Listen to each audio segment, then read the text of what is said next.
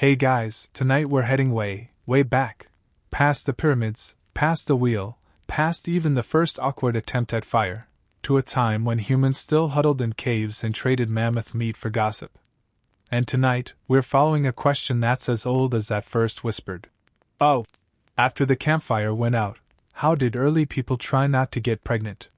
You're going to learn that the history of birth control is not some sleek, modern invention. It's a long, fumbling, often hilarious crawl through trial, error, superstition, and sometimes, surprisingly solid instincts.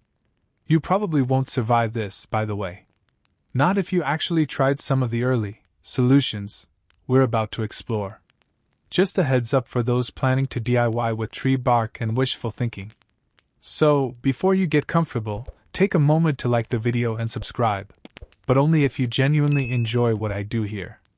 Also, drop your location and local time in the comments. I love seeing where and when you're tuning in from across the world. Now, dim the lights, maybe turn on a fan for that soft background hum, and let's ease into tonight's journey together. You crouch low beneath an overhang of rock, the air around you thick with smoke and wet earth. Somewhere in the distance, wolves howl, but the real tension in the group is much more domestic. A woman is rubbing a strange mixture into a wad of moss. Another whispers something in a dialect long lost, handing her a smooth, carved pebble shaped vaguely like a talisman. This isn't witchcraft, not exactly. It's prehistoric birth control. Historians still argue whether early humans had any understanding of conception beyond simple cause and effect.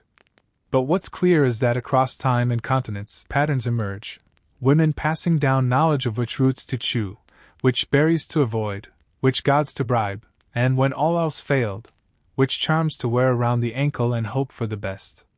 One of the oldest tools in the kit? Abstinence during fertile periods, though how one calculated that without a calendar or a clue remains a mystery. Some believe moon cycles were tracked using bone carvings, early versions of a period tracker etched beside hunting tallies. Others suggest that fertility was associated with the tides or even animal behavior. Don't mate when the wolves do. Might have been decent advice if a bit vague. You move through time, flickering like torchlight on a cave wall, and watch as generations experiment with herbal concoctions.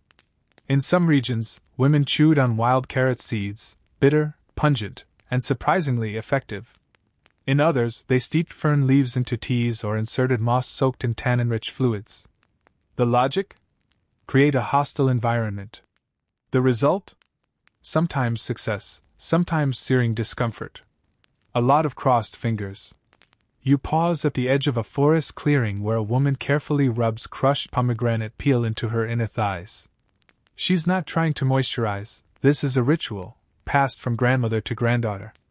The fruit, with its many seeds, symbolize fertility and therefore, oddly enough, could be inverted, used symbolically against fertility. It's magical thinking at its finest. Protect yourself from something by invoking it backward. One fringe theory suggests that early hunter-gatherer societies might have observed the spacing between births among animals and attempted to replicate that behavior.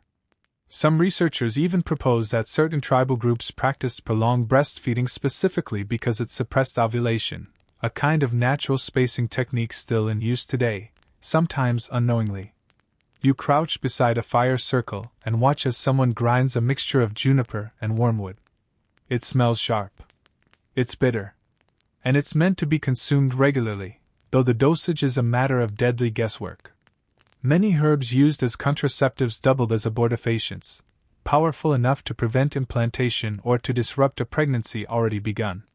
But also powerful enough to cause liver damage, nausea, and in some cases, death. It's not glamorous. It's not foolproof. But it's intentional. You glance across the embers and notice a row of carved figurines, some with swollen bellies, others with exaggerated breasts, and a few strangely neutral, arms crossed over their middles. Were these fertility icons? Or the opposite, amulets to ward off conception? Historians still debate it, especially since symbolism often pulled double duty, protect against something by invoking its image, or ensure it by worshipping it. You move now through the shadows of different tribes, San people in Africa using acacia-based brews, Early Siberians carrying amulets made from bear teeth believed to influence fertility. Indigenous Australians using crushed eucalyptus in surprisingly targeted ways. The practices vary, but the intent remains. One tale tells of a woman who carried a pouch of dried beetles, not for decoration, but because the beetles were believed to devour seed. You raise an eyebrow. Biology? Metaphor? Or a desperate superstition wrapped in nature's worst snack? And in the quiet, you realize something: these weren't accidents. These were ancient acts of agency. It's easy to assume prehistoric life was all survival and no strategy. But here, between the chewed roots and whispered rituals, is evidence that people were thinking deeply about the consequences of intimacy.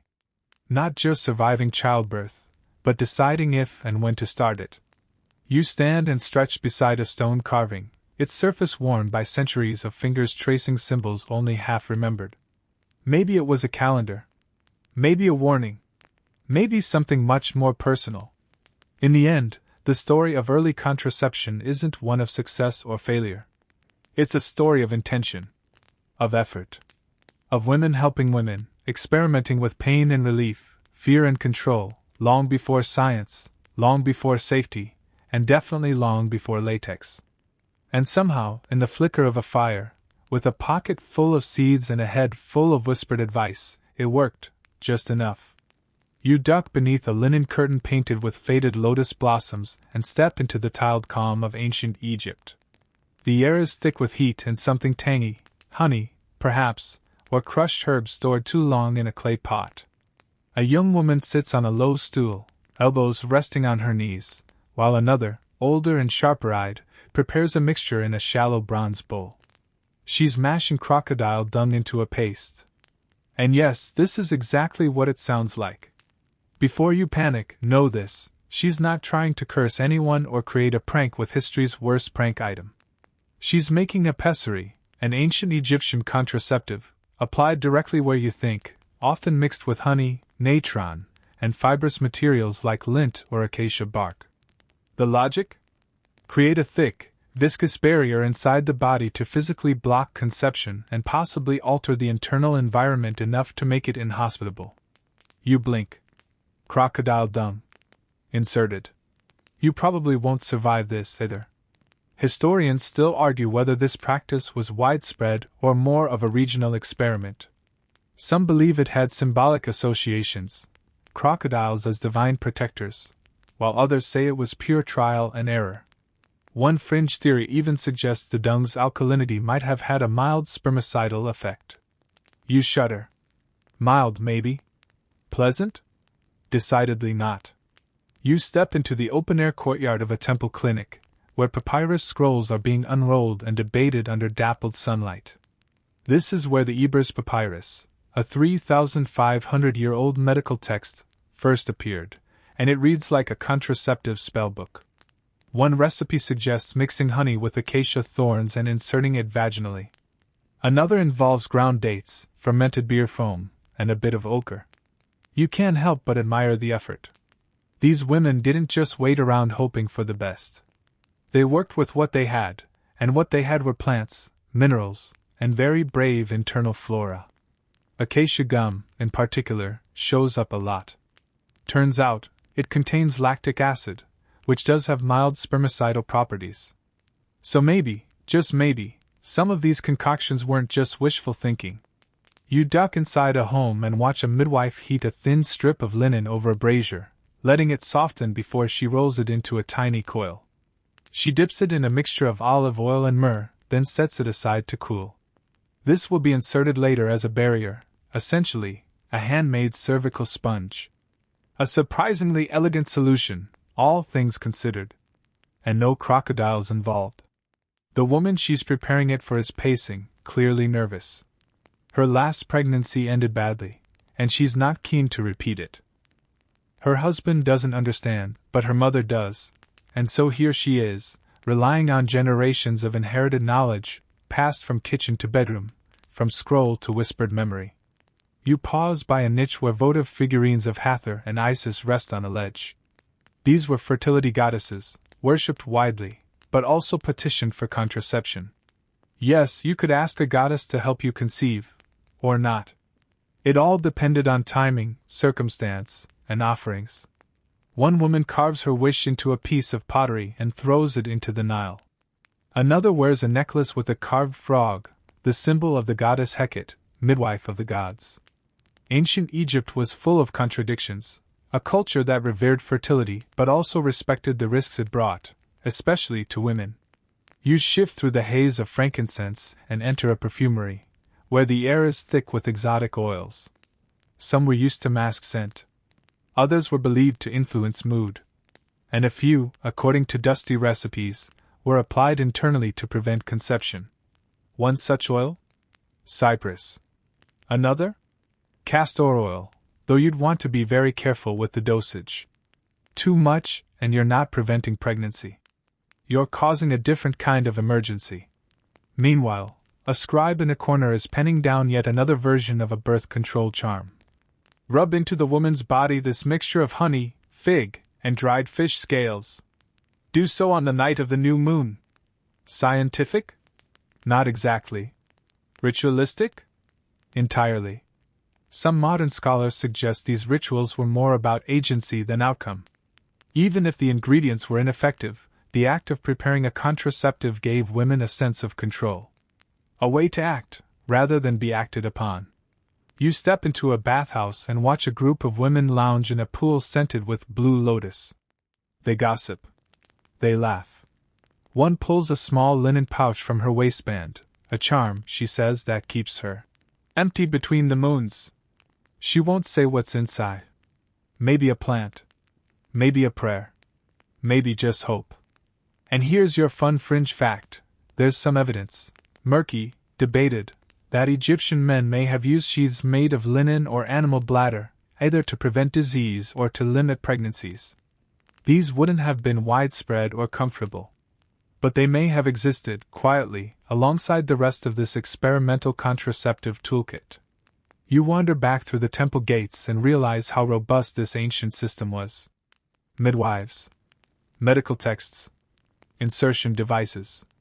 Natural spermicides. Even if not everything worked by modern standards, it wasn't for lack of trying.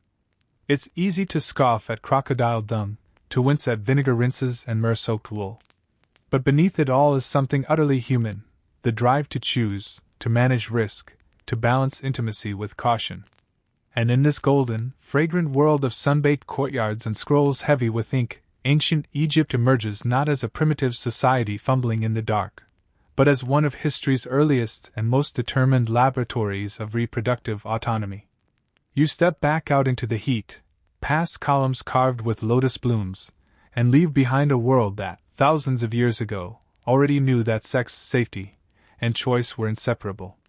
You trudge eastward now, through a patchwork of dry grasses and river-fed farmland, until the scent of baked clay and roasted grains tells you you've arrived in Mesopotamia.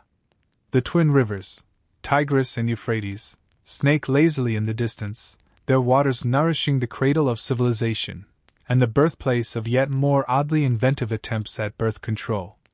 In a small home lit by a clay oil lamp, a woman fingers a tiny inscribed tablet.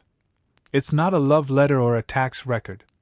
It's a spell, written in cuneiform, designed to close the womb and prevent the gods from planting their seeds too soon. Whether you take that literally or as symbolic code for, please no babies right now, the intent is clear.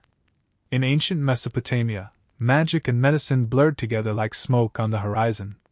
Every ailment, every fear, had its list of charms, chants, and what scholars generously call treatments. And pregnancy? That was as much a spiritual hazard as a physical one. You crouch beside a reed mat while a midwife grinds herbs into a powder using a pestle of polished stone. The recipe includes juniper berries, mustard seed, and a few drops of river mud, not for taste, but for potency. This mixture, she says, will be boiled into a tea and drunk before the next full moon. It's bitter. It's pungent. And yes, it might reduce fertility, at least for a time. Historians still argue whether these concoctions actually worked, or just kept people occupied and hopeful. Some of the ingredients, like pomegranate rind or pennyroyal, do have documented effects on the reproductive system. Others were probably just seasoned with placebo. In a dim corner of the room, a pouch of goat bladder hangs drying from a hook. This isn't dinner. This is a proto-condom. Yes, seriously. You raise an eyebrow. The idea of using animal intestines or bladders as barriers likely dates back thousands of years, and while exact practices are hard to confirm, thanks to the unhelpful perishability of animal membranes, written hints suggest that men sometimes wore sheaths during intercourse. Whether it was to avoid pregnancy, disease, or as a ritual offering to the gods is unclear. Some theories suggest these early condoms were used during temple rites to separate sacred from profane fluids. Others say they were simply practical, animal skin armor for moments of passion. And while there's no surviving instruction manual titled "So You Want to Make a Goat Intestine Condom," the hints are tantalizing. You walk through a bustling marketplace in Babylon. Clay jars of every shape crowd the stalls: date syrup, sesame oil, crushed minerals, animal fats. All of these might have played roles in Mesopotamian contraceptive brews or pastes. One particularly enterprising seller offers something he claims calms the womb. You don't ask what's in it. You definitely don't taste it. Meanwhile, in temple archives, scribes record tablets listing infertility treatments that sound suspiciously like the inverse of birth control. Which, of course, makes sense.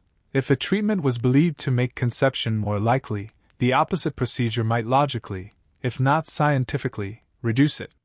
One particularly cryptic line from a Sumerian hymn reads, "She who binds the winds within her belly shall lie unplanted."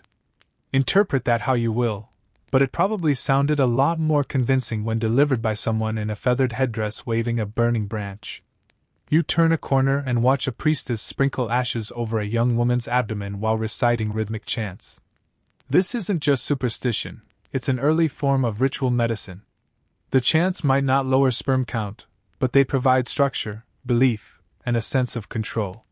Fringe scholars have proposed that some Mesopotamian couples used prolonged withdrawal as a method of contraception. Known later by the fancier name coitus interruptus, it's one of the oldest documented methods, provided everyone's paying attention and has reflexes like a startled mongoose.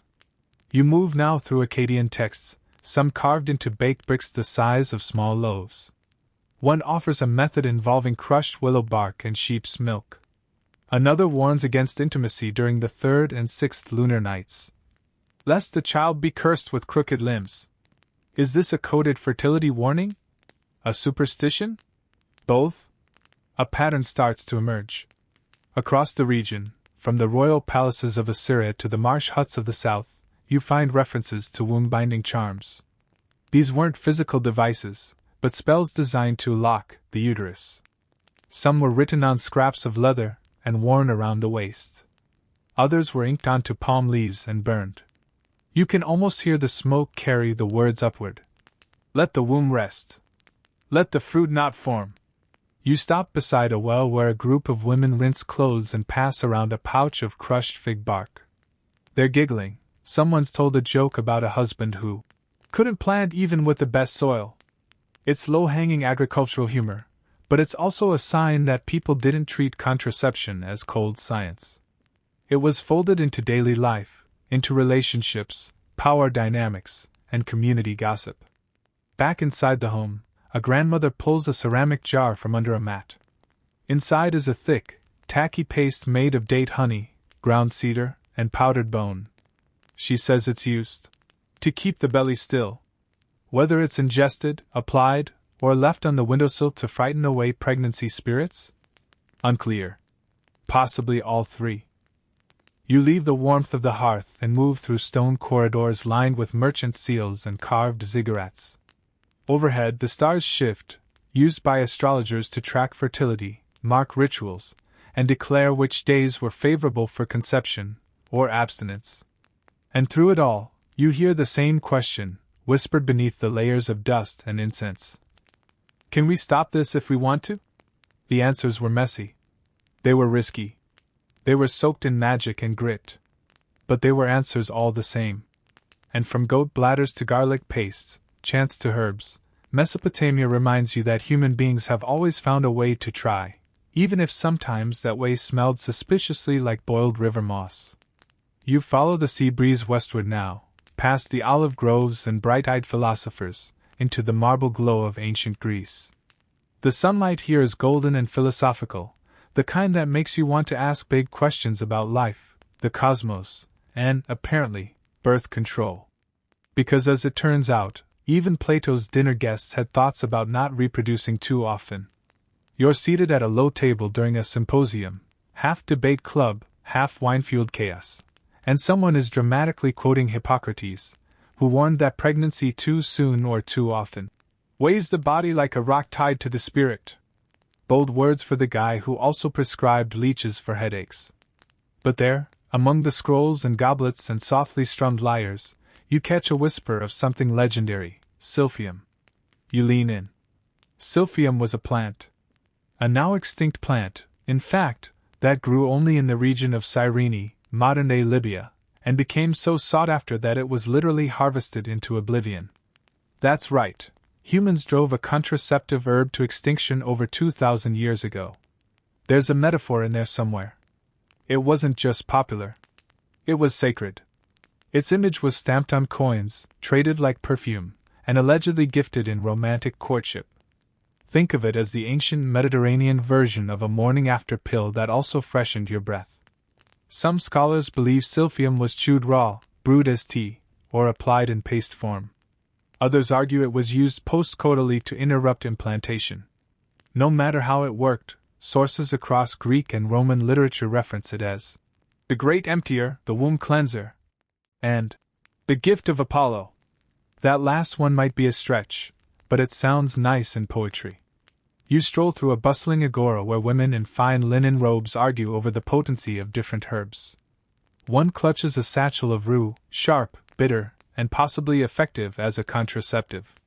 Another swears by pennyroyal, a wild mint whose reputation has endured for millennia despite its rather alarming toxicity. You pause by a stone inscription and read a medical recommendation from Serenus of Ephesus, a Greek physician later adopted by Roman audiences. He believed the best method of birth control was to avoid sex during fertile days, use soft wool soaked in vinegar as a barrier, or drink cold water baths infused with myrtle leaves. Sound effective? Not exactly. But Serenus was also one of the first to suggest that contraception should be a shared decision, with male and female partners both responsible. Historians still argue whether such views were common or just theoretical. Ancient advice books tended to idealize while everyday people figured things out quietly behind temple walls. Speaking of temples, you find yourself within the shadowed inner sanctum of Artemis, protector of maidens and, ironically, birth. Women left offerings here when they didn't want children, often in the form of small carved wombs or fruit, hoping to either gain fertility or suppress it, depending on their mood and marital status. And then there's the drama of Greek theater, where fertility and chastity are both punchlines and tragedies. You remember Aristophanes' Lysistrata, in which women go on a sex strike to end war. There's no real contraceptive method in play there, but the implication is powerful: abstinence as activism. Fringe scholars even argue it might reflect a broader awareness of timing and control, not just political satire. You drift now to a small home, where a midwife wraps a thread of wool around her fingers and recites a quiet prayer to Demeter. She offers her client a bitter brew of pomegranate rind and wine, and instructs her to lie flat for the next full moon cycle. Let the seed dry, she says. Let the womb sleep. Nearby, you find a curious little object, a tiny stone carved in the shape of a figure. It's not jewelry. It's a charm, meant to be tucked into the folds of a woman's clothing. Some believed it carried protective energy, others that it tricked the body into false fertility, confusing whatever divine forces were watching. Is it science? No. But is it ritualized intention? Definitely. You catch wind of a merchant who sells womb salves out of a back alley near the port. He's got jars lined with beeswax and herbs, sold to sailors' wives and unmarried girls who didn't want their secrets exposed to the gods or the neighbors. The jars aren't labeled, but the instructions are simple: apply internally, pray externally, and avoid figs during waxing moons. Of course. You raise your eyebrows at a passing philosophy student who's muttering about rational control over irrational bodies. You want to point out that this same student once vomited from too much wine and claimed Athena had cursed him. But even in this land of reason and rhetoric, the control of fertility was still mostly a woman's concern. Male philosophers mused about the cosmos while women hid herbs in their hems and counted moon cycles with more precision than any astronomer. You spot a scroll in the back of a physician's office. It lists contraceptive options ranked by ease of use, likelihood of success, and charmingly, pleasantry of scent. Rue gets a middling score. Silphium, of course, gets top marks. Goat bladder sheaths? Marked foreign and unseemly, but available for a price. And yes, condoms. Or rather, the first whispers of them. Animal membrane sheaths may have been traded through contact with the East, passed along trade routes with spices and speculation. Used mostly by prostitutes or for religious rites, they weren't exactly trending among Athenian husbands. But they existed quietly in the background. You lean back on a marble bench as the sun dips behind terracotta roofs. Laughter drifts up from a courtyard, mingled with the clatter of amphorae and the sharp scent of crushed herbs drying in baskets. In this world, contraception is a blend of science, symbolism, and sheer personal will. It's a secret ritual, a shared joke, a desperate hope, all dressed in linen and passed from hand to hand like a well-worn amphora. And when you exhale, you realize the Greeks, for all their drama and poetry, understood that control over fertility wasn't about perfection. It was about possibility. You slide now into the cool stone arches of a Roman villa, where marble busts watch silently as silk sandals click across mosaic floors. The scent of olive oil wafts from a nearby kitchen. Cicadas buzz lazily in the distance. You are deep in the empire now, where public baths sparkle, aqueducts hum, and birth control is handled with a combination of household items, stern advice, and some truly questionable beverages. A matron lounges on a reclining couch, lazily sipping watered wine as her maid grinds something foul-smelling in a bronze mortar. It's a blend of vinegar, honey, and wool fibers. The final concoction will be soaked into a soft ball and inserted like a barrier. Yes, the Roman version of a sponge. DIY, of course, and with zero clinical trials. She's doing her best with what she's been told, mostly by other women, occasionally by a half-interested physician. Romans were pragmatic. Pleasure was prized. But fertility? That required strategy. You find yourself in a taberna medica, a physician's workshop lined with shelves of jars labeled with Latin names, ruta, myrrha, cinnamomum. One scroll laid flat on the desk features a contraceptive method involving the ashes of a mouse mixed with wine and worn in a pouch around the thigh. You pause. Scholars still argue whether this was symbolic, magical, or just what passed for folk gynecology. The doctor isn't much help. He's halfway through a rant about how women should avoid vigorous motion after intimacy if they hope to conceive. You suppress a laugh. He clearly hasn't met any of the women outside, who are riding horses, running households, and muttering about their third unwanted pregnancy. Roman contraceptives, like the Greeks, included some overlap with herbal brews, rue, pennyroyal, Queen Anne's lace. Many were ingested, some were used as pessaries, and a few were rubbed directly onto the belly with olive oil and incantations. Effectiveness? Debated. Risk of gastrointestinal disaster? High. You sneak into a Roman bathhouse, where steam clings to the marble walls and gossip flows faster than the hot water. Two women soak side by side, discussing the best timing to avoid pregnancy. After the red moon but before Jupiter is visible, one says. My cousin swears by it. It's the ancient version of the rhythm method, and it's as scientific as reading tea leaves. But it's something. A system. You note that Roman physicians like Galen and Serenus had opposing views on whether women should even try to prevent conception. Serenus, ever the practical one, offered recipes and techniques. Galen, meanwhile, was less convinced it should be done at all, unless for medical reasons. Even then, it had to be discreet. And yet, here's the irony. despite the rules and moral lectures, Roman literature is full of workarounds. In the satirical poetry of Ovid and Martial, characters openly discuss taking potions, using wool soaked in wine, and, your favorite, making offerings to Venus in exchange for 3 moonless nights. You pass a midwife's quarters. On her wall hangs a faded fresco of a woman holding a small plant, Silphium again, now rare and cherished. Even in the Roman era, its scarcity was bemoaned. 1 stalk per lover. A man jokes in passing, and you wonder if it's more of a commentary on price or potency. One particularly popular solution was frequent douching. Yes, really. After intimacy, women would flush themselves with cold water, wine, or diluted vinegar. The theory was to wash away anything lingering. Unfortunately, all it likely did was cause irritation and, in some cases, make things worse. Still, the practice endured. Meanwhile, animal skin sheaths make another appearance. You find one mentioned in a soldier's supply list. Not for disease prevention, mind you. He's more worried about getting the local women pregnant while stationed abroad. These early condoms weren't standardized, comfortable, or widely advertised, but they existed. Quietly. Functionally. One fringe theory even suggests that wealthier Roman men might have had custom sheaths made from fine linen soaked in salt water and sewn by hand. Is it true? Hard to prove. But the image is strangely believable. Luxury contraception for the toga-wearing elite. You wander now through a temple to Juno, where offerings include swaddling clothes, tiny carved babies, and curiously, a basket of garlic bulbs.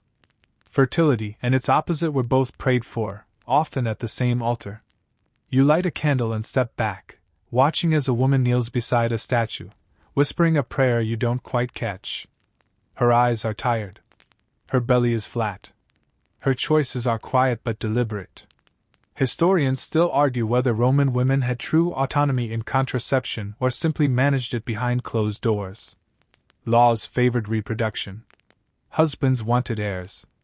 But the everyday rhythm of women's lives often told a different story, one of subtle resistance and carefully chosen herbs.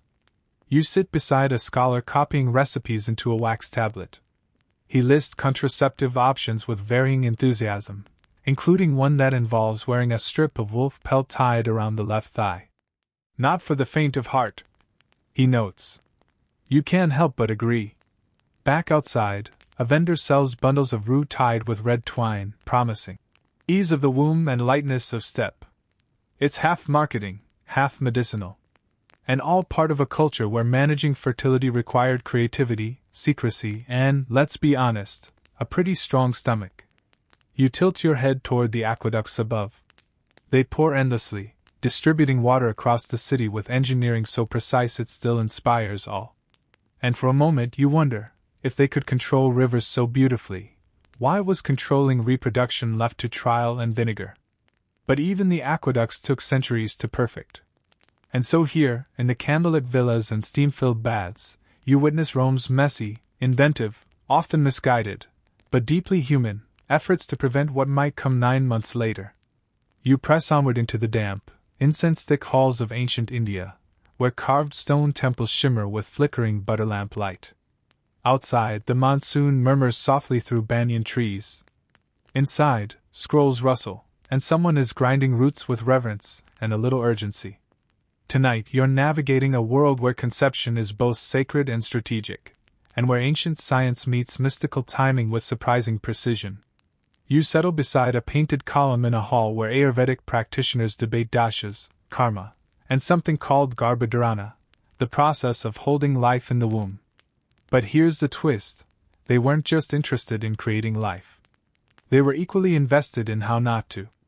According to ancient Ayurvedic texts like the Charaka Samhita, contraception wasn't taboo. It was part of a holistic health system. A balanced body produced balanced results, and if pregnancy wasn't desired, well, time to adjust the balance. You lean in as a physician prepares a paste of rock salt, ghee, and powdered neem leaves.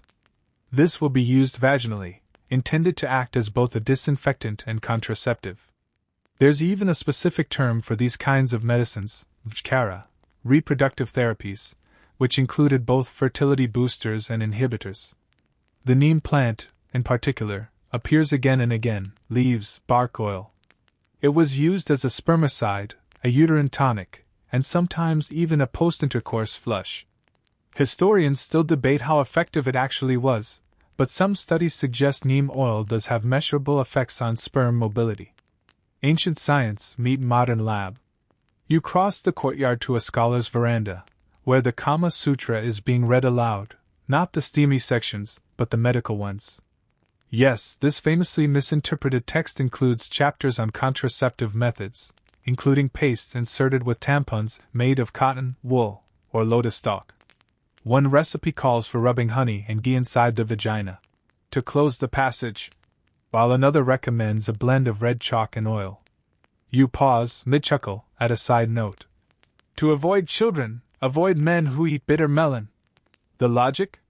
Certain foods were believed to cool the body and reduce virility. It's both dietary advice and subtle commentary. Some even believed that avoiding certain spices during intercourse could tip the balance toward infertility. But Ayurveda wasn't just about herbs and barriers, it was about timing. You listen as two women at a riverside shrine consult a panchangam, an astrological almanac. They're counting days since the last moon, avoiding the 3 fertile stars, and consulting a priest who looks suspiciously confident for someone holding a coconut.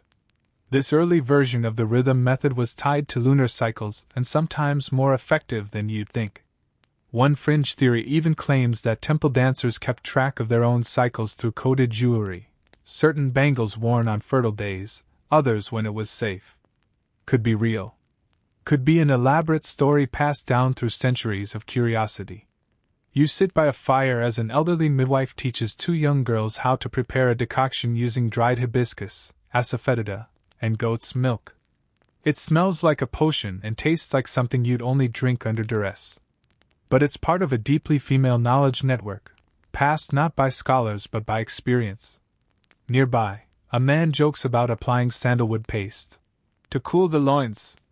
His wife rolls her eyes and tosses him a pouch of ashoka bark, telling him to drink it if he ever wants her to speak to him again. There's tension here, playful, but real. Because even in a culture that respected sexuality as sacred, the burden of contraception still fell mostly to women. You slip into a temple where sculptures line the inner sanctum, bodies intertwined, hips exaggerated, carved with devotion and care. Many believe these were not just depictions of divine pleasure, but educational tools. Sexuality wasn't hidden. It was taught. But control? That part came after the lesson. Some statues wear belts thought to symbolize contraceptive practices. Others clutch herbs or flowers with coded meanings. You run your hand over one figure holding a neem branch and feel the echo of 1,000 whispered instructions. In one courtyard, a woman burns a mixture of castor leaves and turmeric, fanning the smoke beneath her sari. It keeps the womb quiet, she says. And the neighbors nosy. It's part ritual, part medicine, and entirely intentional. You glance into a basket where various contraceptive tools are stored: hand-rolled pessaries, cloth pads soaked in herb-infused ghee, and one peculiar item, a polished stone wrapped in silk. Is it a weight to prevent implantation? A symbolic charm? Historians still argue about its purpose, but the women here don't seem to need an explanation. They just know. You're reminded again that contraception in ancient India wasn't framed as a sin. It was health. Harmony. Timing. Yes, abstinence was one method, especially during fasting periods or festivals, but it was one tool among many. Not the only option. And you hear, again and again, the same refrain: balance. Balance your body, your desires, your timing. There's no shame in avoiding pregnancy. Only caution, wisdom, and the scent of neem drifting across the breeze. As the sun sets behind temple spires, the sky turns the color of hibiscus tea. You watch a mother draw symbols in chalk near her doorstep: protection, preparation, prayer. A child runs past, laughing. Another choice made, another day counted. Here, nestled between ritual and remedy, you understand something crucial. For thousands of years, control over fertility wasn't just survival. It was power. And in ancient India, it was worn with grace.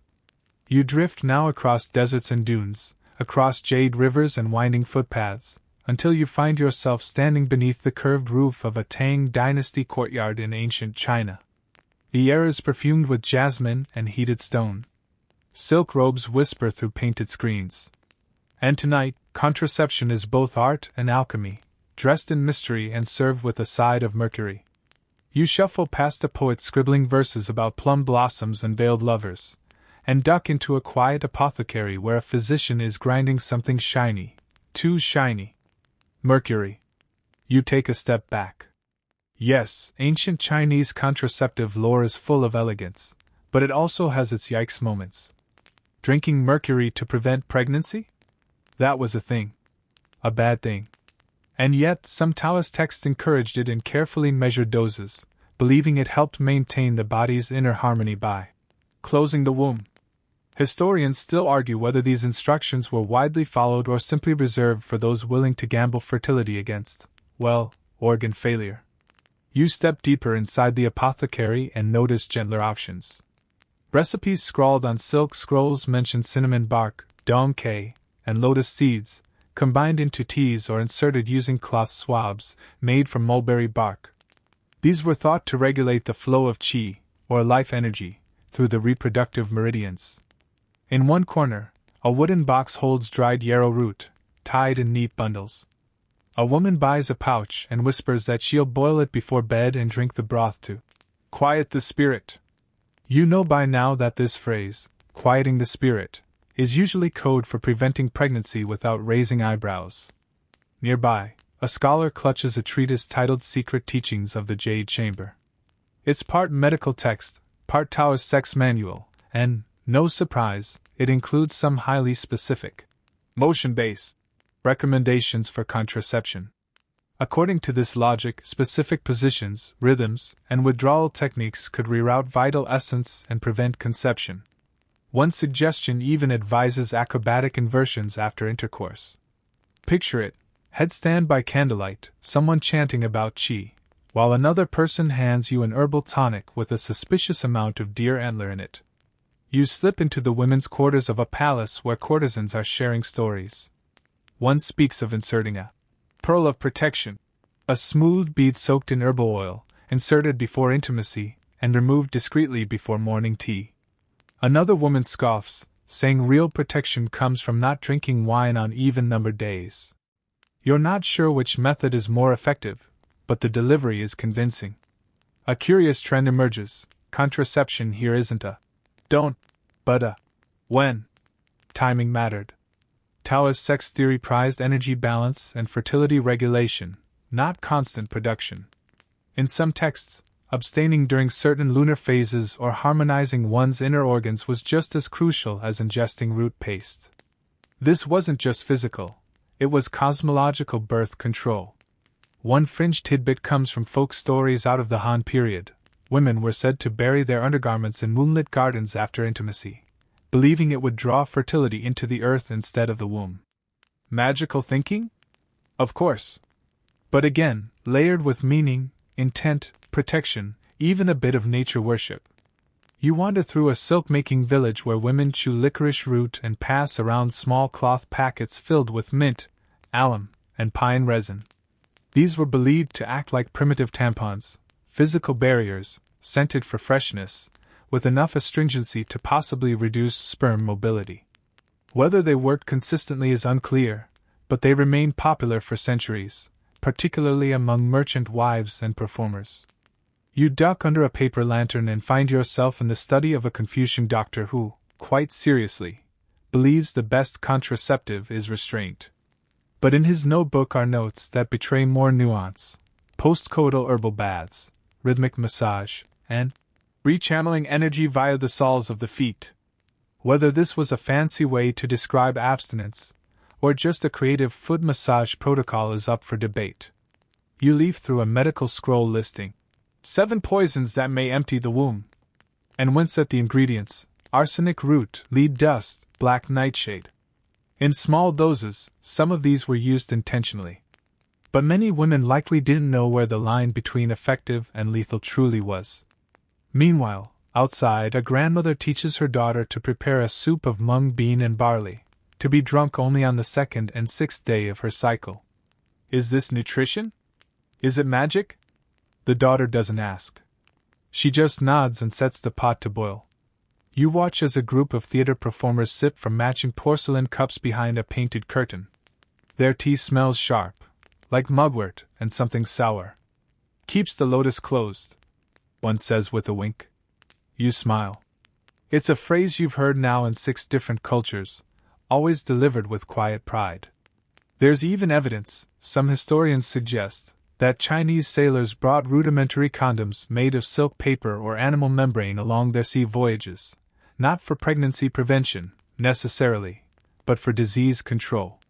Either way, it shows the idea of barrier methods wasn't entirely foreign here, even if it didn't enter the mainstream lexicon.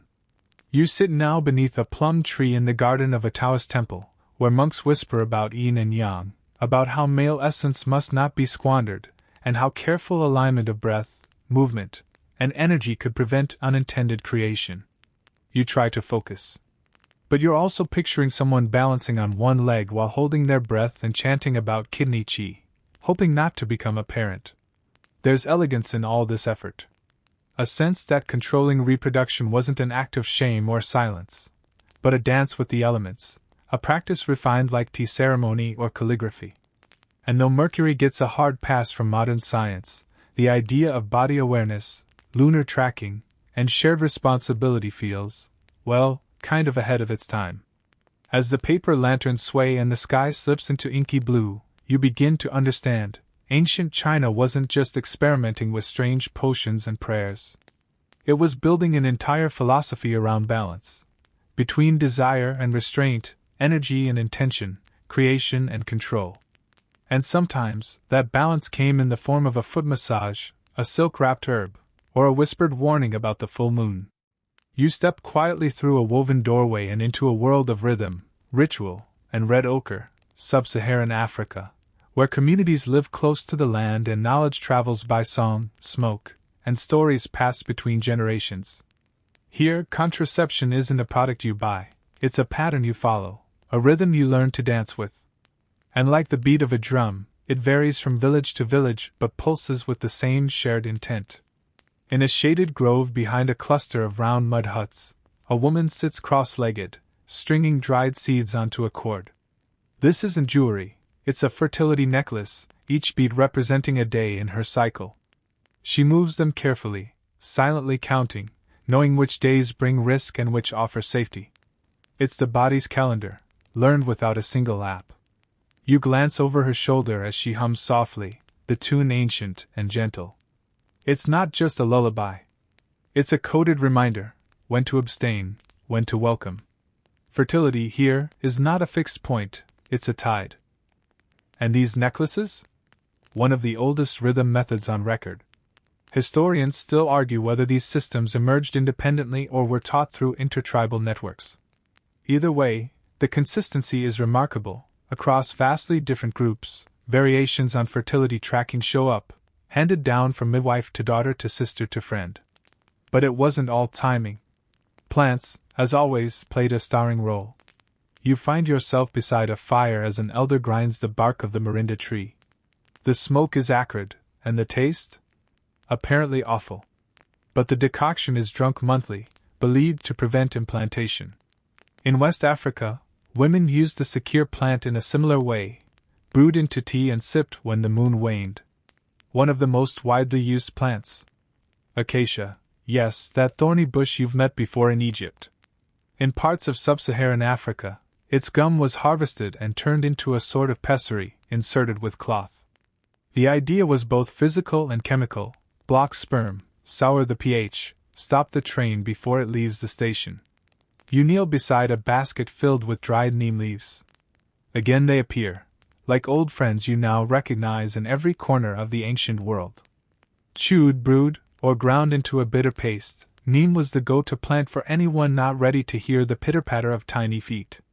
And speaking of bitter, papaya seeds used in Central Africa, were said to render men temporarily infertile. One fringe theory suggests that regular consumption could reduce sperm count. Modern studies hint at a correlation, though it's far from conclusive. Still, the idea that contraception wasn't solely a woman's responsibility? Kind of refreshing. You wander into a hut where a midwife prepares a smoke bath made from herbs and animal dung. Yes, dung again, sorry. But this time, it's burned to create a fumigation effect, which the woman sits over like a sauna. She believes it cleanses the womb and prevents conception. Is it comfortable? No. But it's intentional, practiced, and deeply embedded in the cultural fabric. Outside, two young women gather herbs from the forest edge, whispering about a local boy and whether he counts the beads right. You chuckle. Every generation has its gossip. Nearby, you watch a ceremony unfold. A woman, not ready for children, receives a mark painted in white clay on her lower belly, a public signal to her community and spirits alike. She is protected, not to be touched. Whether this actually prevents anything biological is debatable. But as social contraception? It's surprisingly effective. In one village, a midwife shows you her toolkit: bundles of herbs, lengths of dried sponge root, and a worn strip of cloth embroidered with symbols. She says the cloth is tied around a woman's waist during intimacy to bind the womb. You raise an eyebrow, but don't laugh. This isn't just superstition, it's ritual body language, belief as barrier, the same way a security blanket can keep away monsters. One curious item: a carved bone amulet in the shape of a spiral. Some believe it represents the cyclical nature of fertility. Others say it was used during sex rites to call forth or push away pregnancy, depending on how it was turned. Scholars still argue about its purpose, but it shows up in burial sites alongside fertility statues and woven dolls. You're struck again by how varied and visual these contraceptive cues are. Not hidden. Not shameful. A woman wearing a certain pattern might signal she's closed. A man avoiding garlic root might be preparing for abstinence. A house painted with a black stripe across the threshold? Don't knock, she's practicing moon cycle medicine. And yes, even condoms, of a sort, make an appearance here. Animal bladder sheaths, tied with sinew, were used in certain regions, likely passed down from contact with North African traders.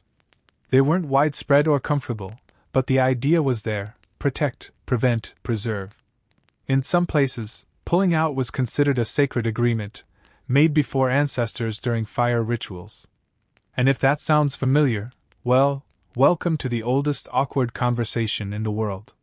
You step back, watching the sun dip behind baobab trees, and feel the soft hum of drumming in the distance. It's a rhythm not just for dancing, but for living. Fertility was not always feared, but it was managed.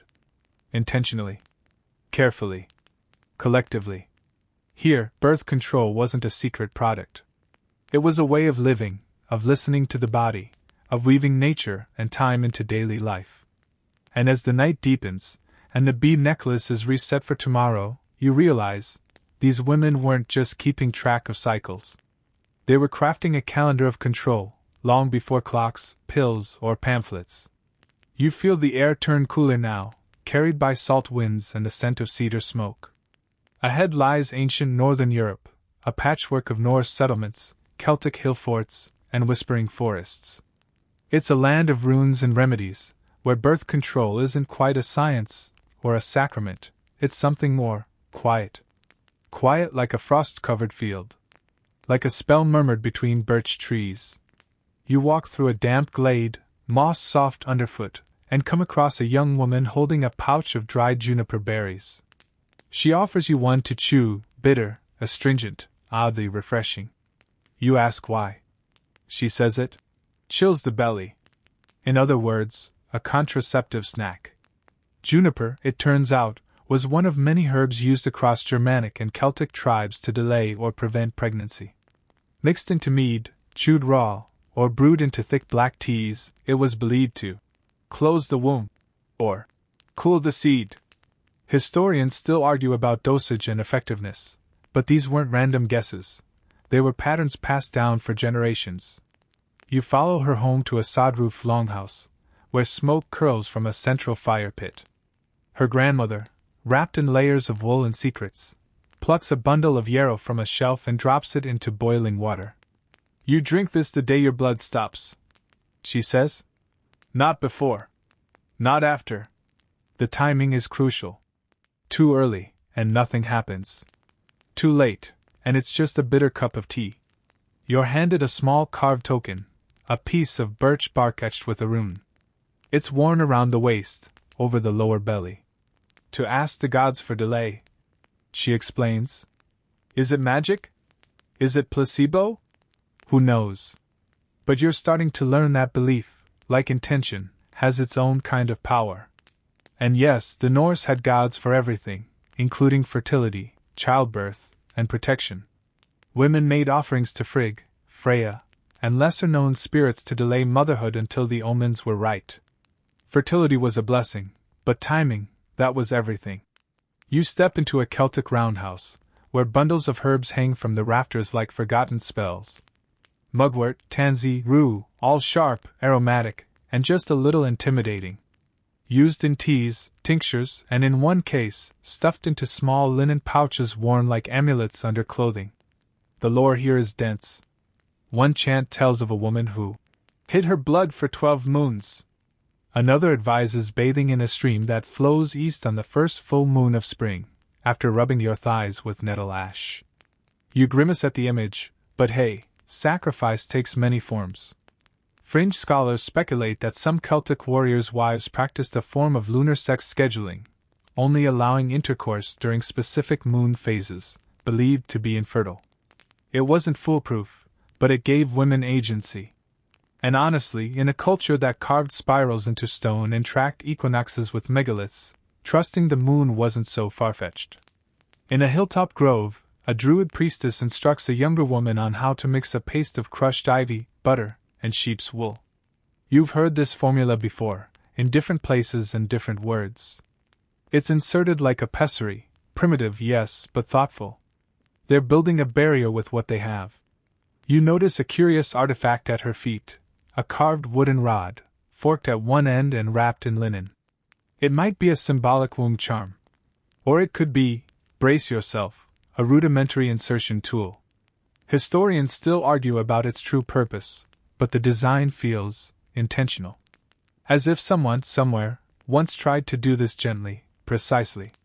You move on, through damp woodlands and into a Saxon farmhouse where a woman presses a sprig of woodruff into her daughter's palm. "For when the men come back from war," she says. Woodruff, like many herbs here, was mildly estrogenic, potentially altering cycles or preventing implantation. Its use was subtle, but meaningful. Then there are the rituals. One woman buries a bone under her bed, murmuring, "Let no seed take root." Another wears a girdle woven with 9 knots, each tied with a different herb, vervain, flax, mint, dandelion, and one unidentifiable string that smells like fear and mold. This isn't just botany. It's belief woven into textile. And the men? Oh, they had their own ideas. Some believed drinking cold spring water before and after intimacy could cool the seed. Others tied small amulets to their belts, or wore specific animal teeth to ward off unwanted conception. Whether it worked? Not likely. But again, effort counts. You stumble across a burial site. Among the jewelry and tools is a small leather pouch filled with dried plants and a tightly rolled strip of linen. Is it a contraceptive kit? A charm bag? No one can say for sure. But its placement, tucked close to the pelvis, tells you it meant something. It wasn't random. One fringe account from early medieval texts even suggests a midwife using the whisper of stones, a coded language spoken over river rocks and handed from woman to woman. The rocks, warmed and wrapped, were placed under bedding, believed to influence dreams and fertility. Far-fetched? Probably. Beautiful? Absolutely. You settle near a fire as dusk falls and someone begins to sing, a lullaby, but darker. A song about choosing when to plant the seed and when to let the soil rest. It doesn't say the word pregnancy, but it doesn't need to. Everyone understands. What strikes you most here is the normalcy.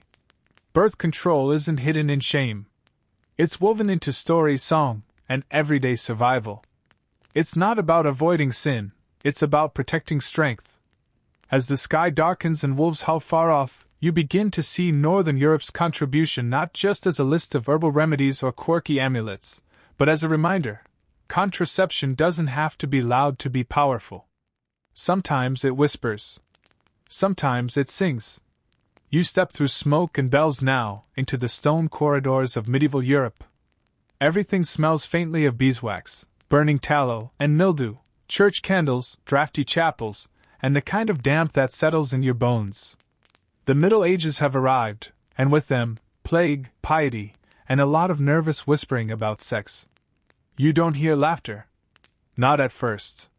Just prayers. In the glow of stained glass and the echo of Latin chants, bodies are no longer sacred in the Greek sense. They're sinful, shameful, fallen things to be restrained. And birth control? It's not just discouraged. It's heresy. Or so the church would have you believe. Behind closed doors, though, reality tells a Messier story. You follow a washerwoman down a muddy alley in Florence. Her apron's stained, her hands rough, but her voice is clear when she says, "Too many babies kill a woman faster than the plague." She shows you a pouch of dried pennyroyal, still bitter, still risky, still in use. She doesn't ask permission from a priest before she steeps it in wine and drinks it once a month.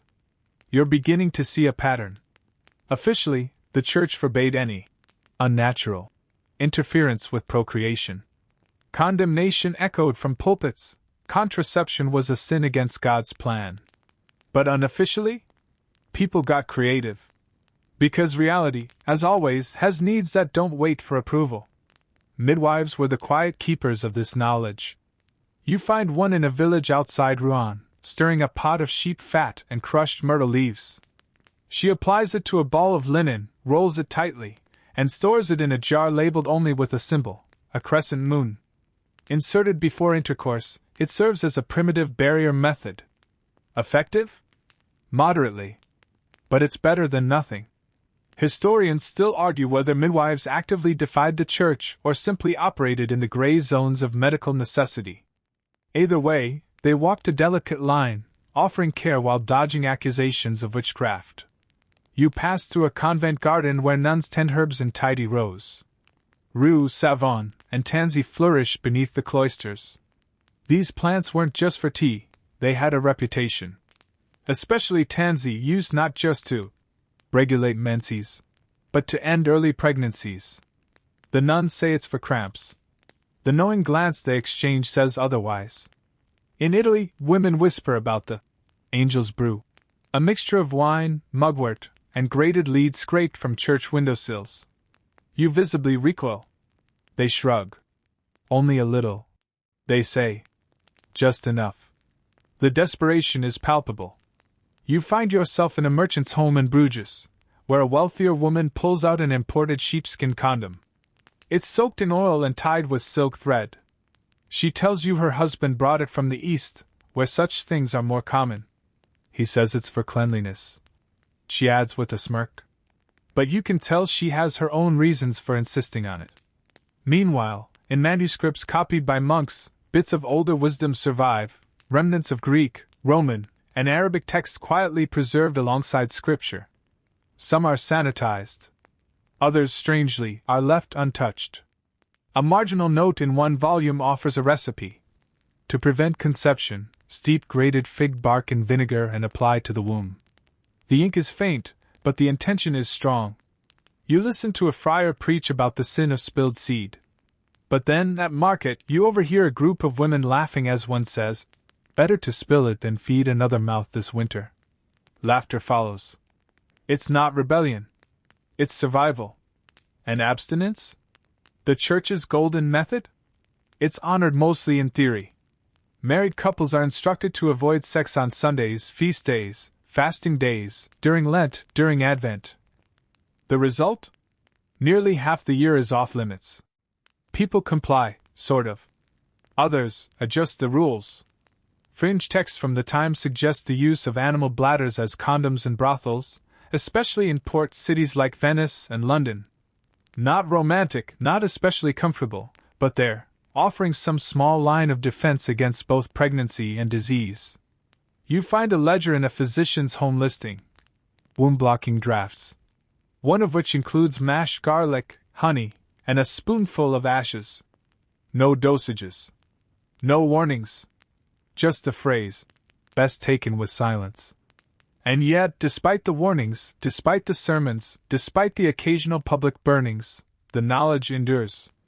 In the mountains of Wales, a woman teaches her granddaughter how to use beeswax and wild carrot seed.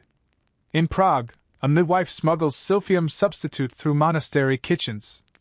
In Paris, a prostitute applies crushed laurel oil before meeting a client, taught to her by another woman who learned from a washer who learned from a nun. And so it travels, this quiet resistance.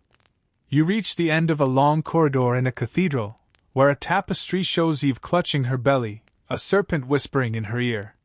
The message is clear, this is the punishment. But you've seen enough now to know better. These women weren't defying God. They were trying to live.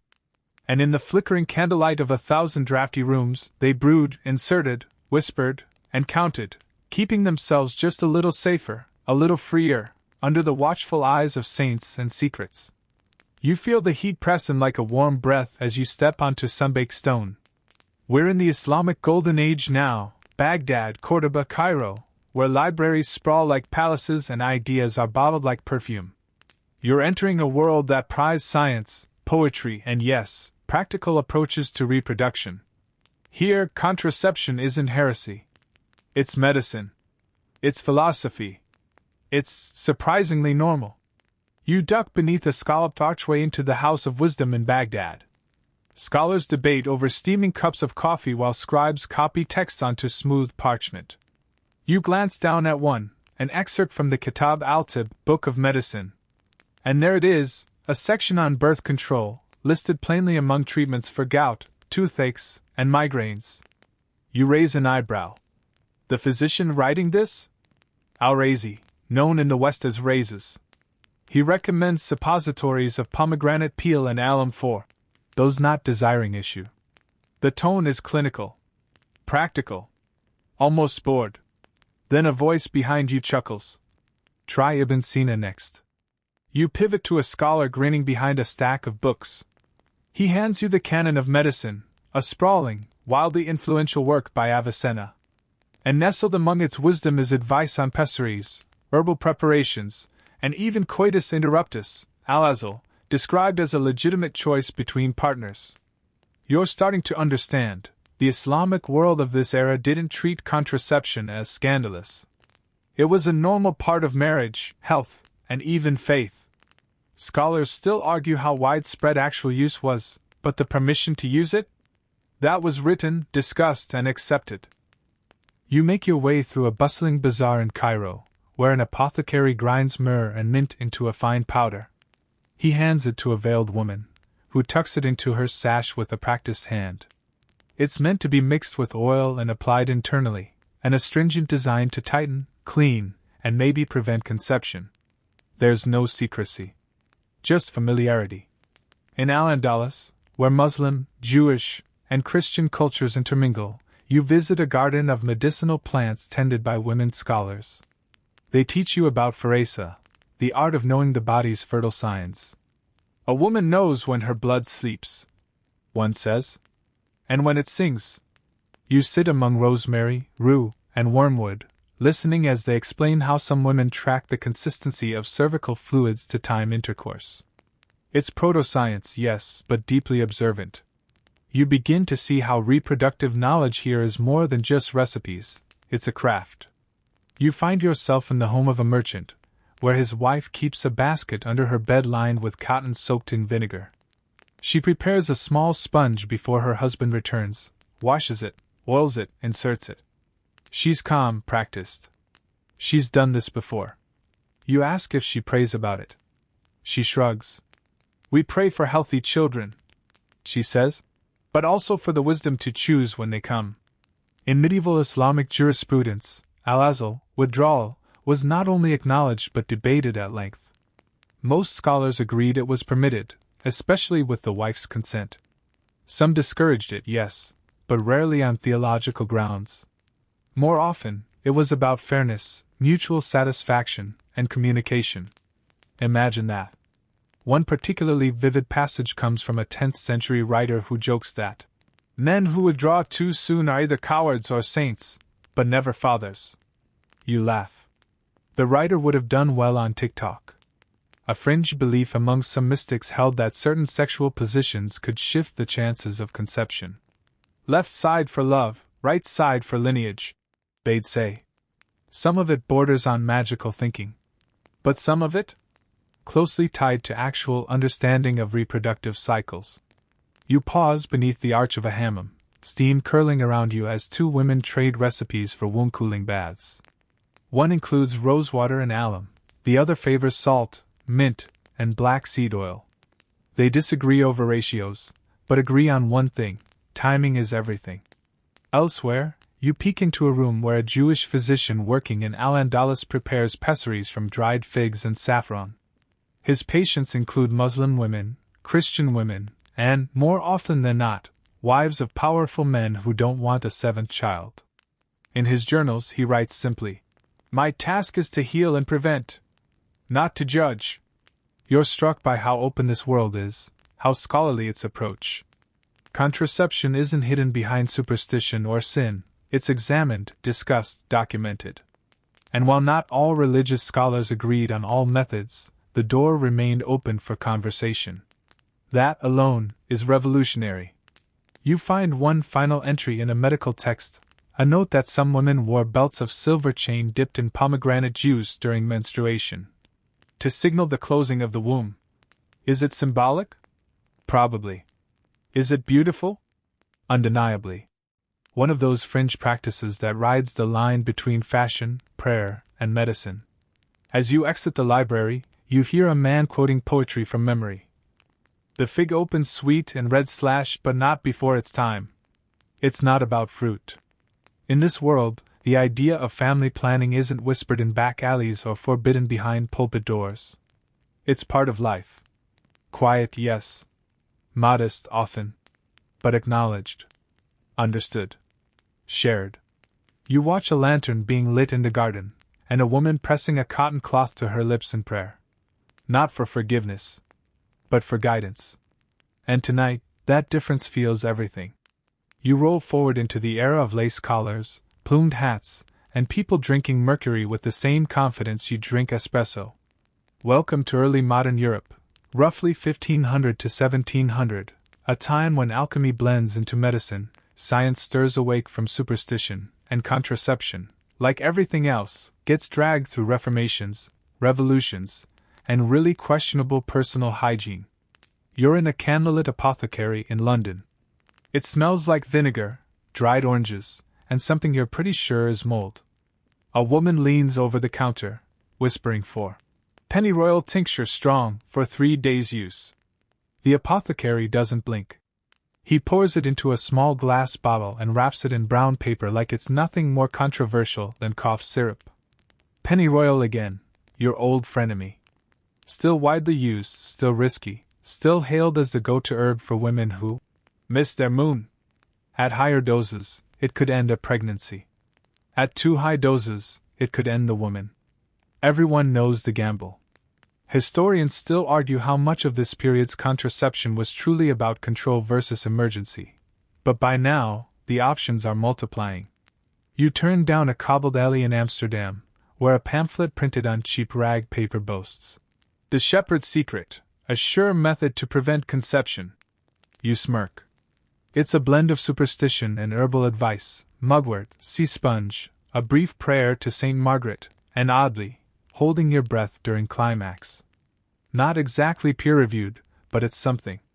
The printing press, newly unleashed, has made this possible. Suddenly, ideas spread faster than gossip. Broadsheets circulate tips on avoiding pregnancy. Some serious, some satire. Some just thinly disguised erotica. But tucked among the dirty jokes are recipes, timing methods, and folk tricks people genuinely try. You sit in on a French salon discussion, lace ruffles, powdered wigs, and a surprising amount of contraceptive chatter. One woman swears by French letters, as condoms were beginning to be called, made of lamb intestines, washed and reused, tied with a little ribbon like a romantic gift and smelling vaguely of vinegar. You raise an eyebrow. She fans herself dramatically. "Don't look at me like that," she says. "We're not all trying to repopulate Versailles." The use of condoms, once sporadic and awkward, becomes more visible in this era, especially among the upper classes and sex workers. They're not universally trusted, or even especially effective, but they offer a barrier, physically and socially. In brothels from Venice to Vienna, drawers of sheaths are kept behind curtains and nicknamed with flair. French shirts, Venus gloves, condom cloths. Some are soaked in lye or wine before use. Again, science is not exactly in the driver's seat. You eavesdrop on a conversation in Prague where two women share tips involving lemon halves. Yes, lemon halves. Hollowed out and used as cervical caps. The acidity is believed to neutralize sperm. Some historians suggest this might have had some effectiveness. You, however, are mostly impressed by the creativity and the courage. You visit a German midwife with calloused hands and a gaze like flint. She shows you a collection of pessaries made of linen soaked in vinegar, honey, alum, or rosewater. "Place before the act," she says, "and God willing, nothing takes root." You ask how many women use them. She raises a gray eyebrow. "Enough to keep secrets." At the same time, the Church, particularly post-Reformation, tightens its grip. Protestant and Catholic authorities alike begin framing contraception as a moral failure. Not necessarily heretical, but certainly suspicious. You hear the phrase, "the sin of own it," whispered in more than one confessional. But people keep going. Keep mixing, soaking, inserting, timing, and crossing fingers. In rural England, women tie small stones into pouches and wear them at their hips, believing the added weight keeps the womb too heavy to catch. It's charming, it's utterly unsupported, and it sticks around for decades. You find fringe beliefs too, like the idea that jumping backward 9 times after sex could prevent pregnancy. Or that sneezing repeatedly would expel the seed. You picture this in practice and decide not to picture it. In a Polish village, a grandmother crushes dried beets and nettle, making a tea so strong it turns your teeth red. "You only drink this if you've been unlucky," she says. You don't ask for clarification. You note a curious contradiction. While knowledge spreads thanks to print and urbanization, it also becomes more fragmented. Urban women access new materials, like pamphlets, imported herbs, and condoms, while rural women cling to traditions passed orally. The patchwork grows. In the midst of all this, one of the strangest characters enters the stage, Colonel Condom. Yes, really? A likely fictional name given to a possible historical figure, he's credited in British satire as inventing or distributing condoms during the reign of Charles II. Historians still argue whether he existed, but the name, condom, sticks, and you have him, or his PR team, to thank. You pause in a Venetian courtyard where a courtesan smooths her skirts and explains that she tracks her cycle by the phases of the moon. She only accepts clients during her cool days, and keeps a lemon soaked in wine as backup. "It's a dirty world," she says, "but I prefer mine without diapers." And finally, you stop at the edge of a field, where a woman buries a length of red ribbon under a new moon, reciting a rhyme about barrenness and wheat. It's part prayer, part charm, and wholly sincere. This era is marked by contradiction, progress and paranoia, medicine and magic, pamphlets and prayers. And through it all, women and men make do. They sow sheaths, drink herbs, wear charms, recite verses, dodge doctrine, and when all else fails, just try to time things right. Because one thing has never changed: when people don't want a child, they will try something. And in early modern Europe, they tried everything. The cobblestones shift beneath your feet, the powdered wigs are dusted away, and suddenly, the world smells like steam, coal smoke, and antiseptic. You've landed squarely in the 19th century, the age of industry, empire, and a slowly rising tide of modern medicine. And as trains thunder down new tracks and corsets tighten to breathless extremes, people are still, ever so quietly, trying to avoid getting pregnant. You find yourself in a London pharmacy lined with dark glass bottles and brass scales. The chemist behind the counter lifts his eyebrows as a woman asks, under her breath, for ladies' powder. You already know what's inside: alum, quinine, maybe some zinc sulfate. It's mixed and labeled euphemistically, but everyone knows it's meant to be applied inside the body before intimacy. And this time, the results might actually do something. You pass a broadsheet posted outside a tavern. Dr. So-and-so's safe and discreet monthly remedy for women. The word remedy is doing a lot of heavy lifting here. These pills, advertised in code, were usually abortifacients, sold by mail order in England, France, and the US. Some contained ergot, pennyroyal, or savon. Many were toxic. None were regulated. Still, women bought them. You step through a lace-curtained door into a boarding house in New York City. A seamstress stirs her evening tea with something added from a blue glass vial.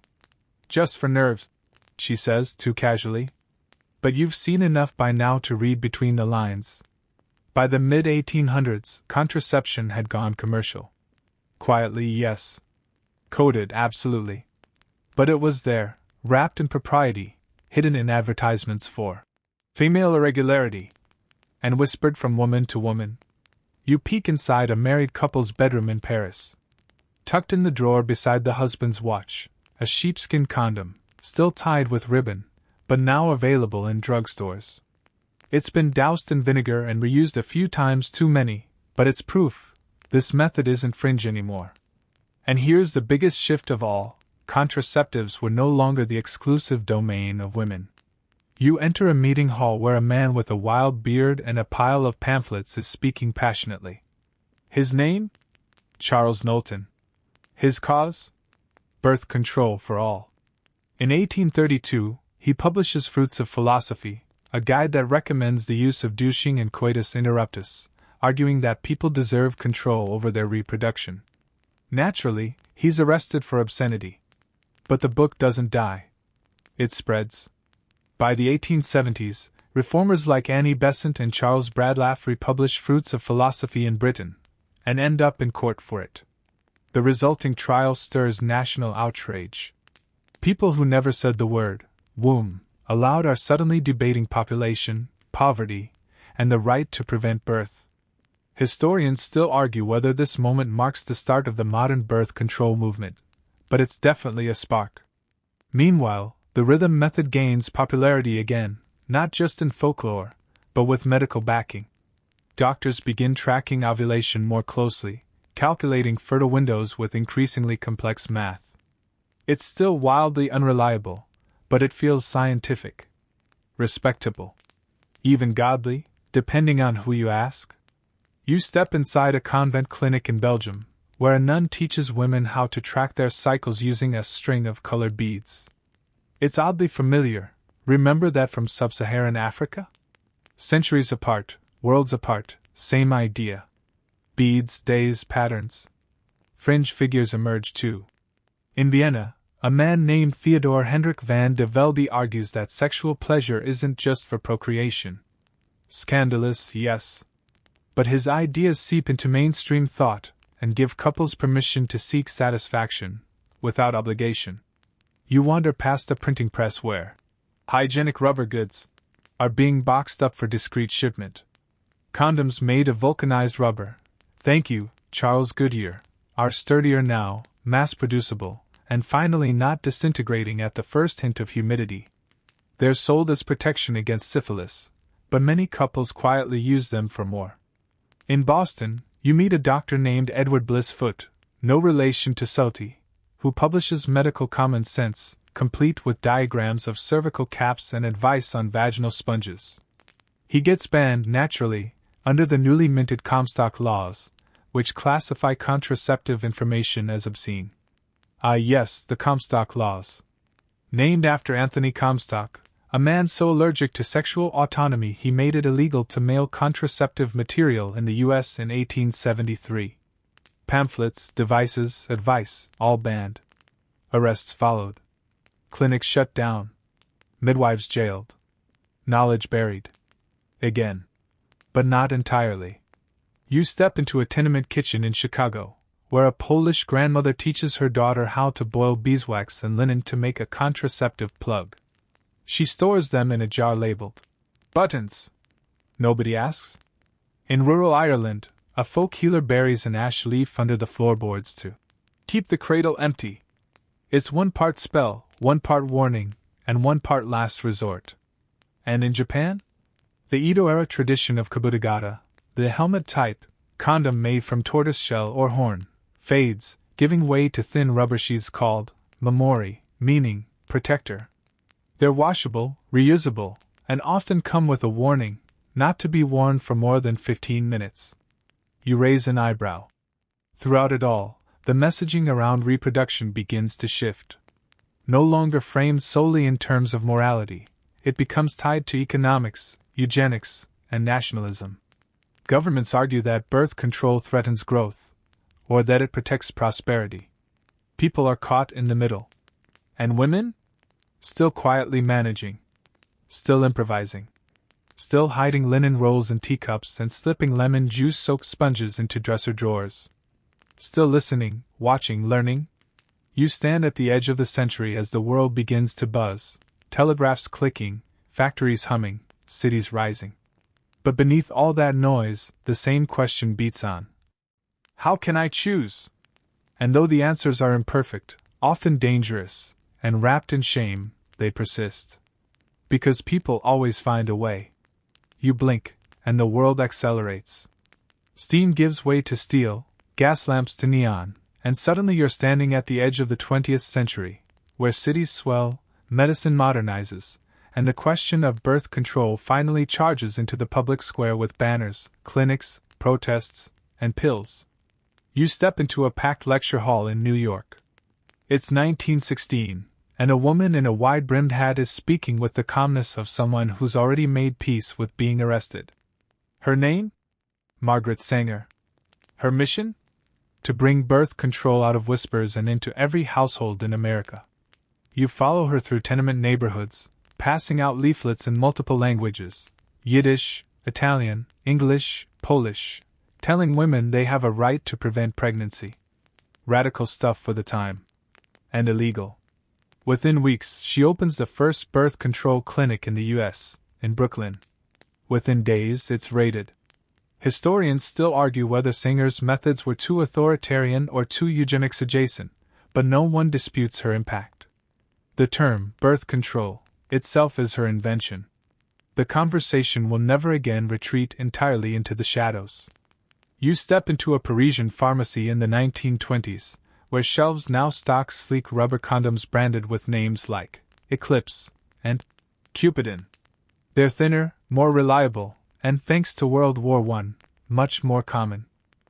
Soldiers returned home not just with trauma, but with the idea that protection was normal. In England, Marie Stopes publishes Married Love in 1918, causing instant scandal and massive sales. She's an unlikely crusader, a paleobotanist turned sex ed revolutionary who believes contraception improves marriages. Her tone is clinical but compassionate. Her clinics? Open to the public. Her critics? Furious. You walk through her London facility, where working-class women wait in quiet dignity to receive contraceptive advice. One is fitted with a cervical cap. Another receives instruction on rhythm tracking.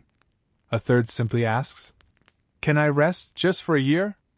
In Japan, the Taisho era sees the spread of diaphragms, known colloquially as womb domes. Birth control discussions appear in women's magazines, disguised as health columns. The tone is guarded. But the intent is clear. Back in the US, things get messier. The Comstock laws still haunt every printed pamphlet. But doctors, especially in urban centers, begin quietly prescribing contraceptive devices under the banner of therapeutic necessity. The loophole is just wide enough to matter. Meanwhile, a shift occurs in the language of birth control, from whispers to activism. You stand with a crowd in Chicago in the 1930s. Protesters carry signs that read, "Every child a wanted child," and "Birth control is not a crime." A woman with iron gray hair hands you a pamphlet explaining how to make a vinegar douche. It's not foolproof, but it's what she has. Then, a technological revolution. You sit in a sterile lab in Mexico City in the 1950s, where chemist Carl Djerassi, alongside Gregory Pincus and John Rock, helped synthesize a new compound, norethindrone, the birth control pill. Small, potent, and revolutionary.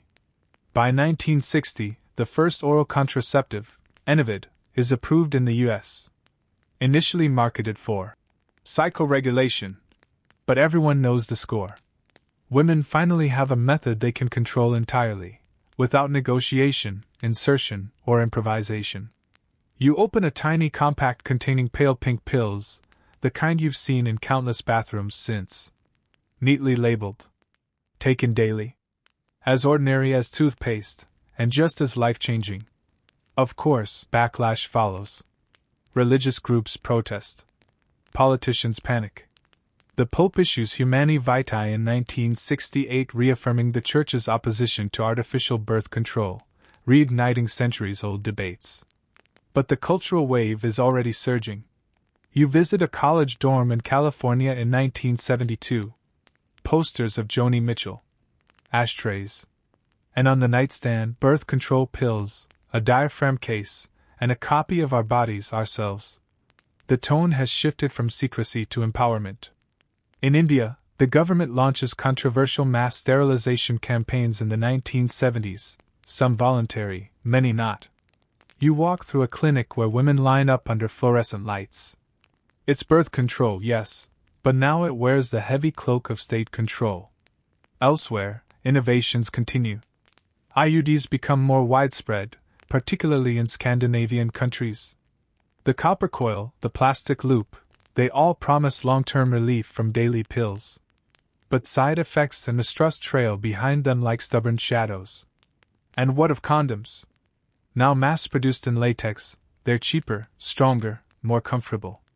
Advertising begins to dip its toe into humor, romance, even feminism. No more whispers. Brands like Durex and Trojan plaster themselves across drugstores and television. The message? This isn't shameful. It's smart. Still, you find tension everywhere. In 1980s America, the culture wars rage. Abstinence only. Education takes hold in schools, pitting ideology against evidence. At the same time, the AIDS crisis brings contraception back to the front lines, not just as birth control, but as survival. You see public health posters that say, "No glove, no love." The tone is different now, urgent, global, shared. You glance into a women's shelter in Johannesburg, where a nurse distributes female condoms, larger, clunkier, but empowering. One woman smiles and says, "Now I don't have to ask him." You arrive in Beijing in the 1990s, where birth control is mandatory under the one-child policy. IUDs and sterilizations are enforced for millions. The intention is state planning. The cost? Autonomy. Birth control is now both liberation and leverage. And yet, through it all, people continue to choose, whenever they're allowed. They choose pills, rings, shots, patches. They choose abstinence, condoms, cycle tracking, copper coils. They choose whispered advice from an aunt, a pamphlet from a clinic, a hotline number taped to the inside of a locker. The century closes with a paradox: more options than ever, and still, the fight for access never ends. You stand on a busy corner in 1999. Neon buzzes. Cell phones chirp. Someone's handing out flyers about Plan B. Another person mutters, "It's not that simple." They're right. It's never been simple. But here you are. 5,000 years from crocodile dung to estrogen pills. From moon charms to latex sheaths. From herbal baths to hormonal patches. And people are still trying to choose when to create, when to wait, when to rest. You step into the 21st century, and the world greets you with glowing screens, targeted ads, and apps that claim to know your body better than you do. Contraception has gone digital, customizable, and, depending on your zip code, either stunningly advanced or heartbreakingly restricted. You're in a sunlit cafe in Copenhagen where someone scrolls through an app that tracks ovulation with more precision than some medical equipment. Algorithms now estimate fertility windows using temperature, cervical fluid, even heart rate data collected from smartwatches. It's like Rhythm Method 2.0, tech-enhanced, user-empowered, and a little unsettling. Across the table, someone flicks open a blister pack of hormonal pills. They come in dozens of formulations now: low dose, extended cycle, progestin only. One is chewable. One skips the placebo week entirely. You can choose to have 4 periods a year, or none. It's convenience at pharmaceutical scale. But while choice expands, so does the noise. You pass a pharmacy shelf where hormonal IUDs, contraceptive implants, and emergency pills are displayed in pastel-colored boxes with names that sound like pop singers. Nexplanon, Mirena, Ella. They promise ease, reliability, freedom. For some, they deliver all three. You speak with a nurse in Nairobi distributing self-administered contraceptive shots. It's not about hiding it, she says. It's about holding the power in your own hands.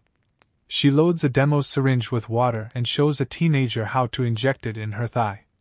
Now it's yours, she says. No permission needed. You visit a clinic in Brazil where women receive copper IUDs for free. No hormones, no maintenance, just years of protection. It's silent, effective, and divisive. Some swear by it. Others whisper of side effects, of pain, of being unheard. Historians will one day debate whether IUD popularity was driven by empowerment or profit margins. Meanwhile, a new form of advocacy emerges: influencers and educators filming TikToks on fertility, birth control, and reproductive rights. With ring lights and irony, they translate dense science into digestible, shareable clips. One jokes, "Birth control, because pulling out is not a personality." Another lists contraceptive options like it's a brunch menu. And then, another twist. In many parts of the world, access contracts. You step into a women's health clinic in the U.S. Midwest. The nurse looks tired. "We lost our funding last year," she says. "Now we just do referrals." Laws fluctuate, sometimes overnight. Emergency contraception locked behind counters. Parental consent required for teens. Clinics shut down. Legal battles loom. The pendulum swings. In Poland, abortion is nearly banned, and contraceptive access tightens by association. You meet a pharmacist who quietly slips pills to clients with cash and code words. "I keep them behind the vitamins," she says. For now. Even in places with coverage, stigma lingers. You hear whispers that birth control makes women barren. Crazy. Promiscuous. You hear the same myths your great-grandmother heard, just filtered through Instagram now. You pause in South Korea, where some young couples turn to fertility tracking apps as their primary method. One app boasts a 97% success rate, but fine print reveals the margin for user error is considerable. Still, the appeal of hormone-free, non-invasive control is strong. You hear about male birth control, as you have for decades, trials, rumors, hopeful articles. Next year, they say. Almost ready. A few experimental injections and pills show promise, but none have made it to global shelves. Scholars argue whether it's biology or gender politics that keeps the burden unequal. Meanwhile, a quiet movement rises: contraceptive minimalism. Some reject hormonal methods entirely, citing side effects, distrust of pharma, or a desire to feel in tune with their body. They turn to fertility awareness methods, temperature tracking, and barrier methods like cervical caps and diaphragms, throwbacks making a niche comeback. You visit a sex ed class in Sweden where teens pass around models of IUDs, condoms, and vaginal rings. No giggling. Just curiosity. You can't help but wonder what might change if this kind of openness spread everywhere. You peek inside a startup office where engineers are designing a dissolvable birth control film that activates in seconds. Or a microchip that can be implanted under the skin and turned on or off remotely. We're thinking long-term autonomy, says the lead designer. You nod, and also picture someone's Bluetooth failing at the worst possible moment. And then, of course, there's Plan B, the little box in every pharmacy aisle now, sitting like a fire extinguisher behind sliding plastic. People buy it nervously, sometimes urgently. Some keep a backup. Just in case. It's not a plan. It's a safety net.